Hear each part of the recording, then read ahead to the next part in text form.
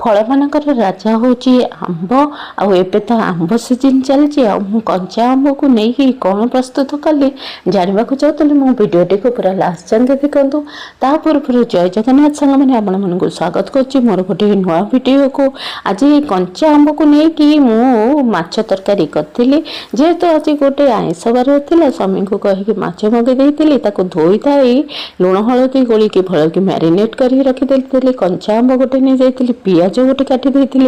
आज जो सोरिष माछ जमी हुए सोरष मसला को सब बाटी देती रखिदेली मैरिनेट होता माछ को सोरिष तेल भल कि डीप फ्राए कर देती से ही तेल में फुटण पकई देती पियाज कंचा लंका पकई सोरिष मसला पकई देती लुण हलदी पकईकि भल कषी आ कंचा आंब गोटे को दी फाल करके भी कषी देती आंब सीझापी जी पानी दरकार से मु पानी दे देती ये देखु मोर आंब सीझीगला मोर जी झोल दरकार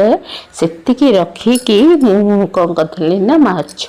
भजा जो होता पकई देती से माछ भजाटा फुटीगला कौन करी ना गरम मसला पकई देकी बंद कर देती आज आम लंच रे भात सहित माछ तरकारी होता पुअर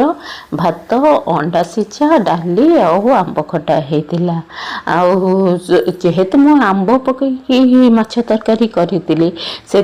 सागर आउ कि सैड आइटम मत खावा इच्छा नाला कारण आंबटा टे खटा खटा था मुझे आंब को कौन कली ना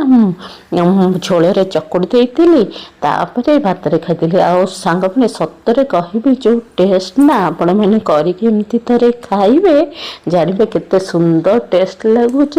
आंबर भी जो रेसिपी कले ही भल लगे आ खाई सारा बेलू मो पु कहला मामा मुझे अंडा खाई पारिनी तू ने खंडे अंडा सीझा खा मत देती मुझे भी खाई देती आज 4टा बेले देखो तो आम छात पर गोटे कखारु गछ होता तादेह केमती कखारु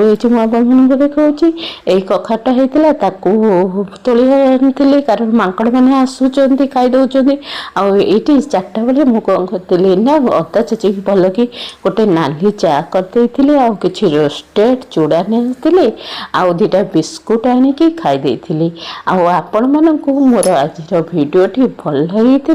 निश्चय लाइक करेंगे शेयर करेंगे कमेंट करेंगे आउ मो चैनल को सब्सक्राइब करने को जमा भी भूलें रही जय जगन्नाथ देखा आउ गोटे बढ़िया भिडियो से पर्यंत बाय बाय।